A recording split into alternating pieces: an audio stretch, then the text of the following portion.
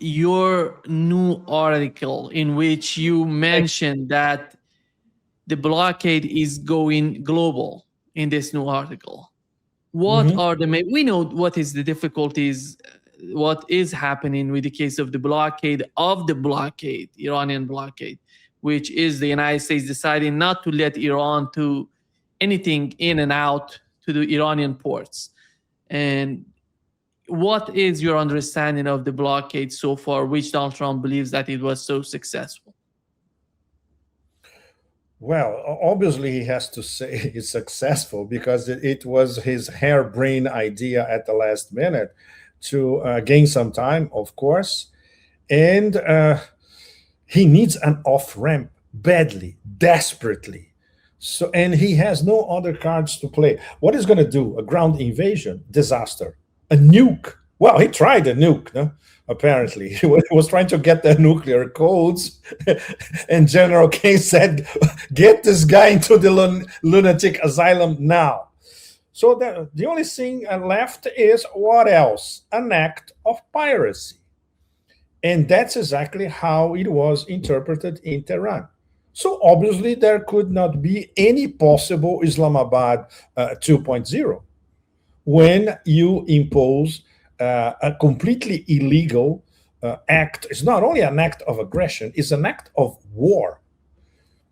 So what is to discuss? What we were talking before we started, what I was discussing with Dima before we started, is that how the Iranians run rings across Trump's devastated psyche and his cohorts, grifters, associates, vassals, etc., by playing a strategic ambiguity.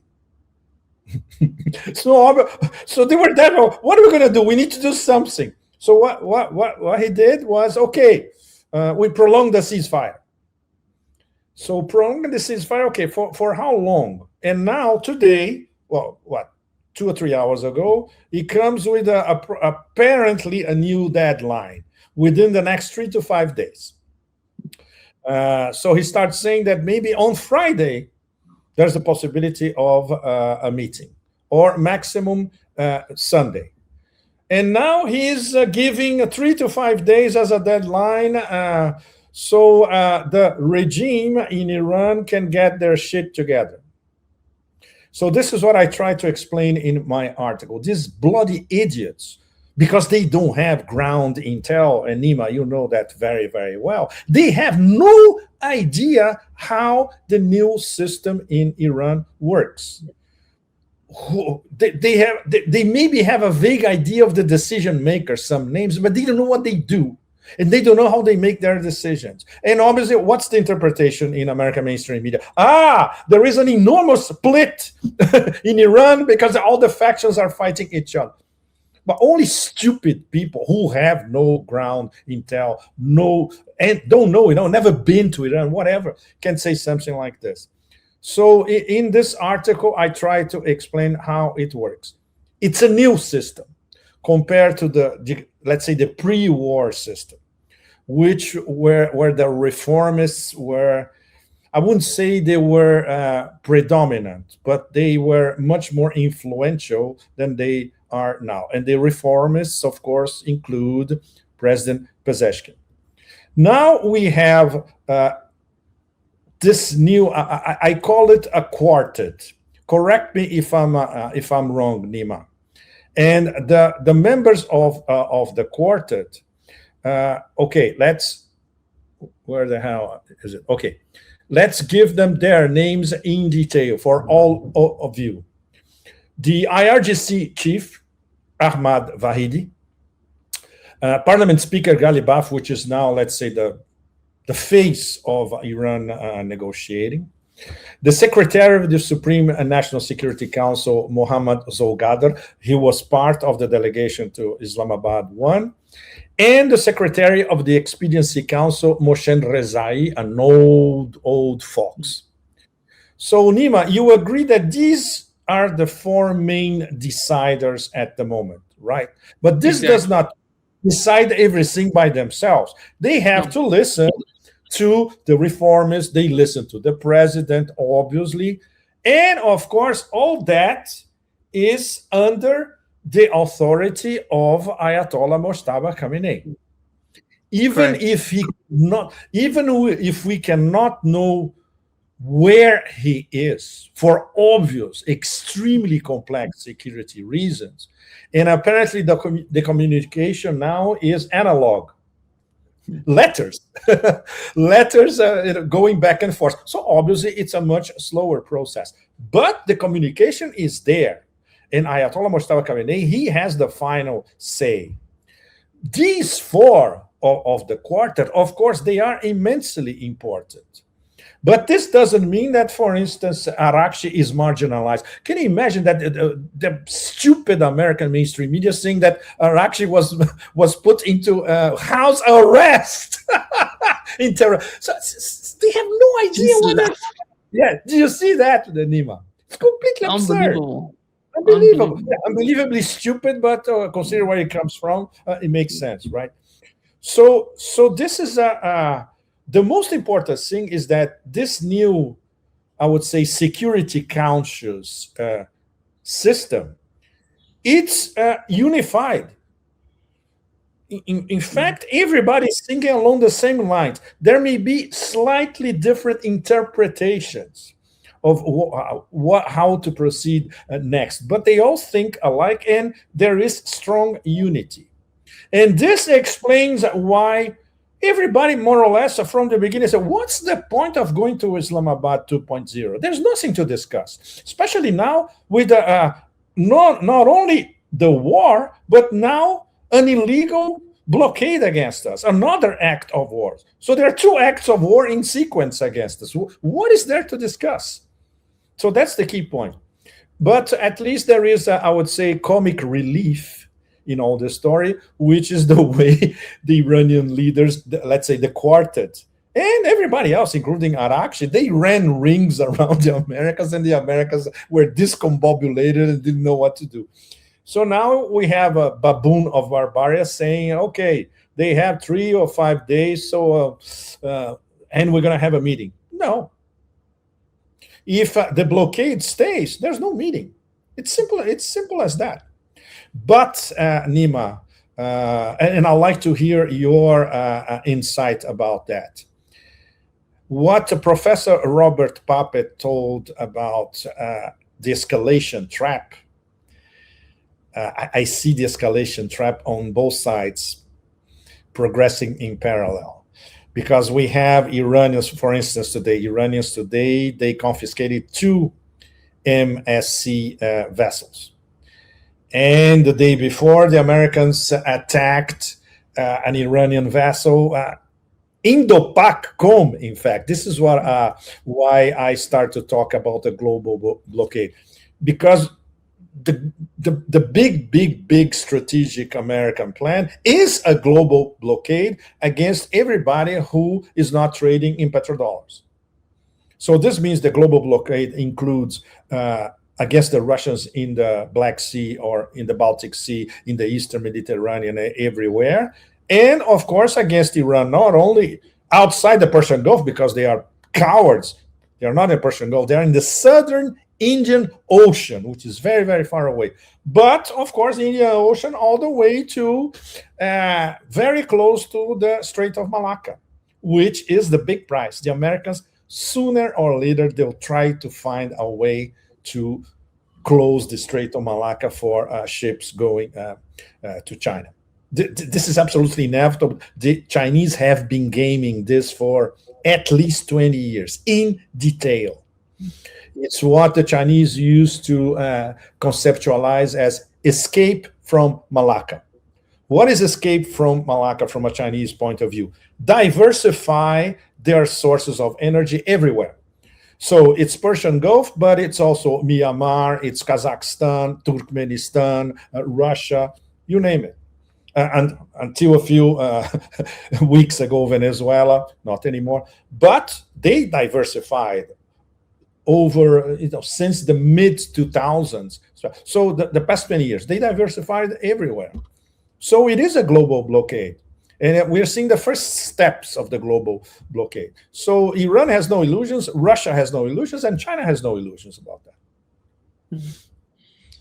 I think what's going on in terms of the escalation that you've mentioned, and both sides are playing their game. On one side, you see the United States trying to blockade, for example, that Tuska tanker. Yes. It was related to China, basically. It was getting back to China. It's not just about...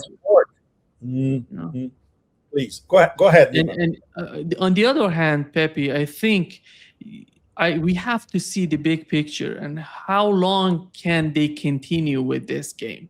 I think when it comes to that concept, Iran has the upper hand, because not only Iran is doing this on its territory, it's Strait of Hormuz is part of Iran. They don't have to suffer a lot to keep that strait under the control. But the United States came a long way to somehow to the Arabian Sea to do this sort of blockade. So who's suffering right now? Today, just before moments ago, we've learned that the IRGC Navy targeted a third vessel, Euphoria. It's close to UAE. If Iran is not receiving anything from outside, UAE cannot receive it. Other countries, GCC countries, cannot receive it. Saudi Arabia cannot do anything considering the Red Sea. This is the game that is showing up. And on the other hand, the global economy, just moments ago, we've learned that Lufthansa, the airline, the German airline, is just reducing 2,000 flights. This is huge for the global economy. And who's going to survive that? Iran has other options to communicate with the world. It doesn't matter. It's important, by the way. It's putting a lot of pressure on Iran economically right now as we talk. But who's gonna survive this? I don't see Donald Trump surviving this, because Iran is somehow flexing its muscles. It's just finding other way of communications that they're going to be successful, in my opinion, in a short period of time. They found how to get out of this sort of American blockade. But what Donald Trump has as an option for him is just one option. There is no backup plan for him. That's why he's trying to do, before this blockade, he was talking about, if the blockade doesn't work, I'm going to attack Iran. Then he backed down and said, no, it's going to be indefinite. And right now he's talking about 4 or 5 days. But the other point, Pepe, is that you've mentioned 3 to 5 days. This is the exact time that George H.W. Bush aircraft carrier needs to get to the region. Go ahead. Exactly. Absolutely. This new so-called fake deadline is directly linked to the possibility of an attack. There's no question about that. And what sort of attack? It's going to be a shock and awe replay to devastate Iranian civilian infrastructure, like they did in the initial shock and awe in Iraq in 2003. They were attacking essentially Iraqi civilian infrastructure. And so what? Is this going to make Iran blink? No, not at all. It will be, of course, horrible devastation all across Iran, but Iran won't blink. And of course, the response has already been identified. We're going to attack Yanbu, the port in the Red Sea, the terminal of the East-West Saudi pipeline.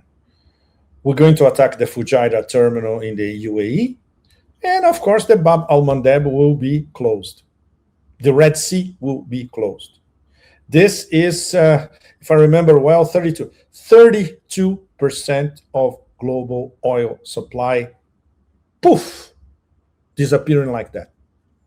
And who will be responsible? Not Iran. Will be the baboon of Barbaria.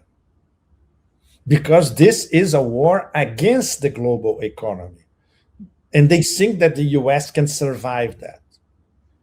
So if the Persian Gulf is destroyed, if West Asia is destroyed, if European economies are destroyed, if Asia economies suffer terribly, they don't care. So that's why this is people all around I would say the global south, but all around the world for that matter, including the global north, they need to wake up to the fact that this is a war against everybody. It's really the empire of chaos, plunder, lies, and piracy against everybody else.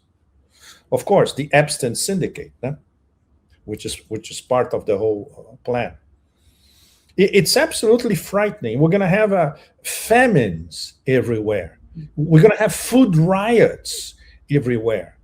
We're going to have, in terms of flying, most flights will be grounded because there won't be any jet fuel left. What Lufthansa did is just the beginning. Maybe, for instance, the Chinese airlines can survive because they have an enormous backup of jet fuel in China. And in fact, they are already, if you are in Europe and you want to go to Asia, the only decent way to do it is to board a Chinese airline. Forget about the famous stop in the Persian Gulf, which was what everybody was doing. It's over. It's over. So it's just in the beginning, Nima. And in the next 2 weeks, we're gonna hit maximum crisis points in all that fertilizers, jet fuel, you name it. It's in the next 2 weeks. So the war would have to stop by Friday or by Sunday, according to Baboon of Barbaria. And even then would be an enormous problem. If we have this thing going on for another 2 weeks, for the global economy, it's going to be total disaster. Irretrievable total disaster. Just because the men who actually started this war cannot find an off-ramp. Because there are no off-ramps. The only rough off-ramp would be okay, we suffered a strategic defeat. That's it. No more military bases in West Asia. We're leaving. If he does that, the petrodollar collapses completely. For the moment, the petrodollar is collapsing in slow motion. If he does that, the petrodollar collapses in a matter of weeks or a few months max. So there are no, it's zugzwang, really. Any move he makes, because he trapped himself. And that's the craziest thing. And because he trapped himself, the rest of the planet has to pay for his cosmic stupidity. That's the essence of the tragedy we're all living. I think he's desperately trying to save face with this war, but Iran is not giving any sort of signs that they're going to help him. That's the problem on his part. Of course not. He thought that you would have some sort of Delcy Rodriguez inside the Iranian government. No, there are no Delcys in Tehran. Breaking news. Yeah. And today he tweeted, Pepe, that Iran is collapsing financially. You know what's so amazing to me? They don't have any sort of... Sorry, not collapsing financially, but of course it's very hard for Iran. But as you said only a few minutes ago, they can always find ways. Barter deals, exchange, swaps, exchanges, Islamic banking, you name it. There are so many ways. Because there were moments in the last 46 years, Iran has been under tremendous sanctions of the United States. There were moments that Iran had, without having blockade, they were under blockade because of the sanctions. That's why they know how to get out of this, how to deal with this sort of difficulties that they're facing. And Donald Trump has no idea how these people are familiar with these sort of extreme experiences, I would say. And this is the reality. And they feel that if they continue with this blockade, they're gonna bring Iran to its knees. If that was the case, Iran would have been going to Islamabad. No, Exactly. Iran is sending signs to the United States that it doesn't matter whatever you're trying to do to us. It doesn't matter. We are deciding about this is the sovereignty of Iran. This is the way that Iran thinks. We are going to act based on our calculations, not based on what you're trying to impose on us. This is the message, I think, from the Iranian part. But it doesn't seem that anybody in Washington is capable of understanding the reality of the region. They're basically, in each and every area, you see someone like Pete Hegseth running the show. This is, I think nobody's trying to, at least there is no connection, no good connection between the reality and the policies in Washington. And who's going to improve that, Pepe? Do you see any sort of sign? Anybody No. helping Donald Trump, or he's been capable of getting any sort of advice from, I don't know, other parties in Washington? It's impossible. First of all, because he doesn't listen to people who does not say yes, master. Number one. Second, he hates to be contradicted. So he will never follow expert advice from his very, very closed circle of grifters, vassals, sycophants, corrupted people, perverts, whatever, all of the above, in fact. Third, perhaps, and this is an enormous perhaps, deep down, he knows that he fucked up. So he's blaming himself face to face with his conscience at 3 a.m, of course, never in public.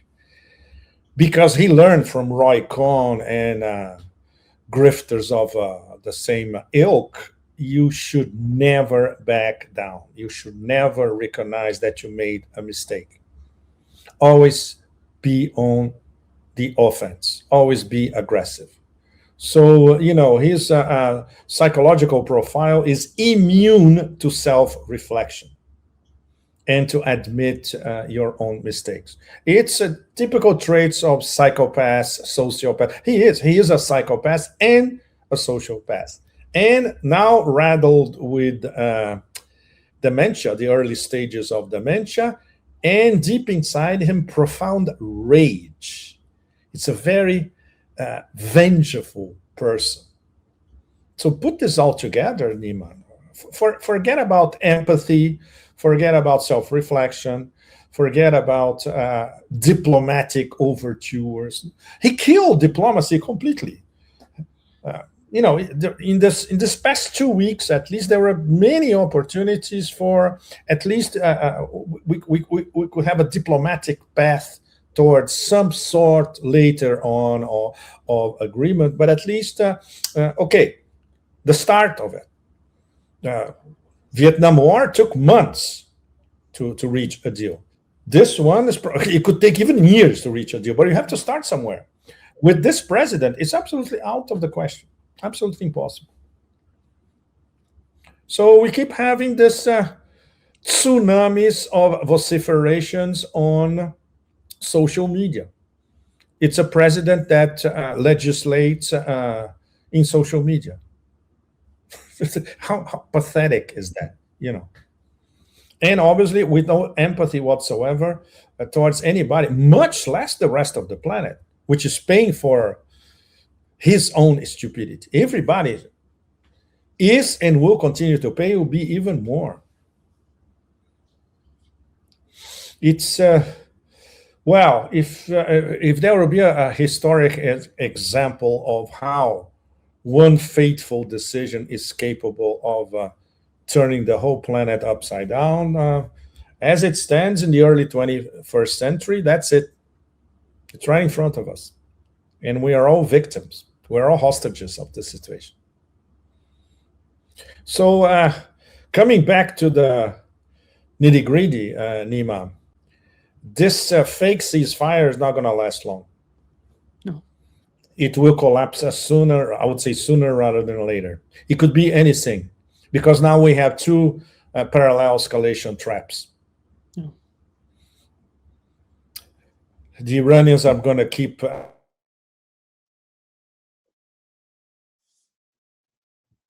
Yeah. It seems that we've lost Pepe. Let's see if he's going to get back. Yeah. Let me just contact him. It seems that there is a problem with the connection. Let me just.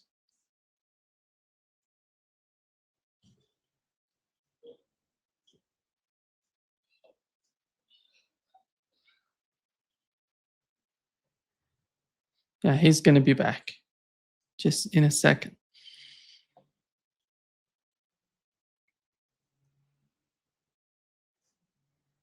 Good.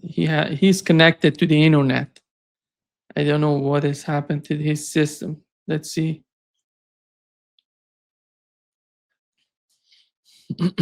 Yeah, he's back. Yeah, you're back. Well, looks like the CIA is working overtime. Yeah, Well, I'm very close to the American embassy here, Nima. that could be. It's a monster. I can see it from my veranda. So yes, they are working overtime. Pepe, just breaking news here. I don't know if we can call any of these tweets, any of these social posts from Donald Trump. He says we may hold negotiations with Iranians on Friday. Yes. And Iranian foreign ministry says we currently have no plans to negotiate. You know, it's just right after that, Iran saying that. And I think he's trying to convince the Iranians with this bloody post. Please, I want to talk to you. Please talk to me.